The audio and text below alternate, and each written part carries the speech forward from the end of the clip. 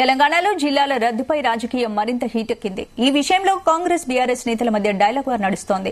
ఇటీవల కొత్త జిల్లాలను రద్దు చేస్తామని సీఎం రేవంత్ రెడ్డి మాట్లాడారు. ఈ కామెంట్స్ పై BRS working president MLA KTR స్పందించారు. సీఎం రేవంత్ రెడ్డి జిల్లాలు రద్దు చేస్తామని అవగాహన లేకుండా మాట్లాడుతున్నారని మండిపడ్డారు. జిల్లాలు రద్దు చేస్తే ప్రజలు ఊరుకుంటారా అని కేటీఆర్ ప్రశ్నించారు. కాంగ్రెస్ పార్టీ అధికారంలోకి వచ్చి నెల రోజులు గడవక ముందే వ్యతిరేకత మొదలైందన్నారు. అలాగే కేంద్ర ప్రభుత్వ విధానాలు పేద ప్రజలను నష్టపరిచాయన్న కేటీఆర్ ఈ అంశాన్ని ప్రజల్లోకి తీసుకెళ్లాలని క్యాడర్ కు దిశానిర్దేశం చేశారు.